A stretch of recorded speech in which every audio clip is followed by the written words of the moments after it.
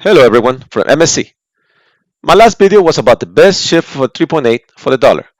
In this video, I will talk about the best starter ship for someone that wants to try the game without spending large amounts of dollars on a bigger, more powerful ship.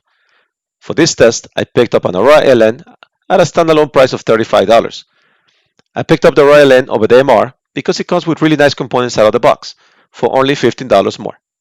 I do believe that a ship is defined by its components mostly, so having a ship with good components out of the box reduces the guesswork for a new player trying to figure out the game and reduces frustration from dying excessively to enemy fire from a poorly equipped ship. The Aurora LN has the following hardpoints: 4 size 1 weapon hardpoints, 2 size 1 shields, 1 size 1 power plant, 2 size 1 coolers, 1 size 1 quantum drive. It sports a size 2 missile rack with 4 Dominator 2 EM missiles. It comes stock at 784 DPS and has 15,576 missile damage. The weapons are 4 gimbal CF-117 Bulldog laser repeaters, which are really good, 2 secure height shields, and 2 brace coolers, and an EOS quantum engine. The equipment is greatly upgraded from the MR.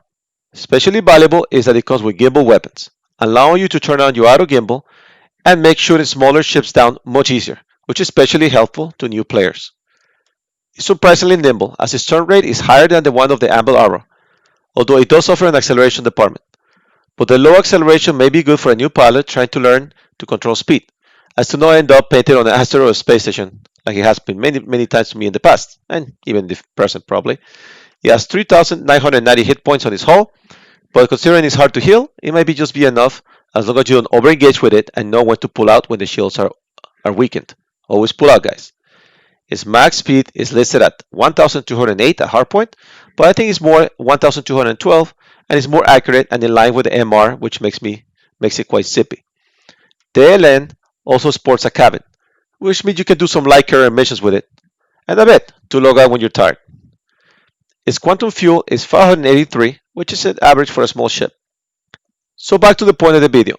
What makes the Aurora LN such a good starter ship for 3.8, and is it enough?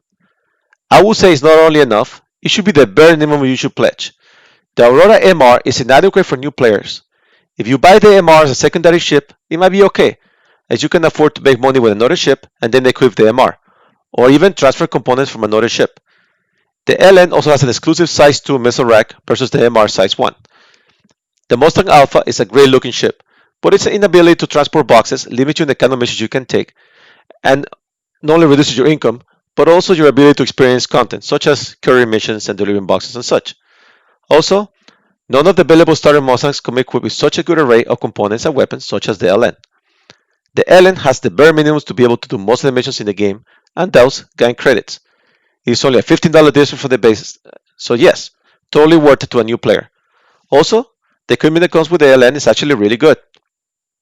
To demonstrate my point, I did several missions, most of it new to 3.8, such as the new bounty hunter system that makes killing the whole group needed the most to make the most money.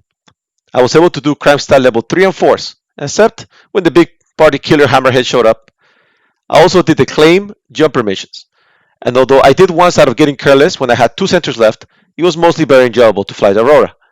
I was surprised by its agility and impressive firepower from only 4 size 1 weapons.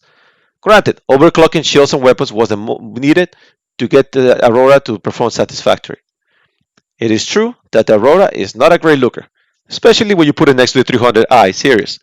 But if you look at the individual components that the LN comes with, it blows the 300i out of the water. You have to spend so much more money to get a properly equipped 300i. I will get the LN over the 300i unless I have some serious credits to buy proper components for the 300i. So, is the LN a good ship? Yes. South of a Hammerhead, I was able to take on any NPCs, including a Caterpillar. So like a good scooter, it's fun to ride as long as your friends don't see you on it. Well, I'm sure that you applies for other things too, but I'm not rather not say. Thank you for watching, and if you want to see more of my ship reviews and other content, please subscribe. Likes and comments are always welcome and answered to. Thank you so much. And if you want to see some combat from the Aurora LN, please stand by, and it will start shortly. Happy New Year's.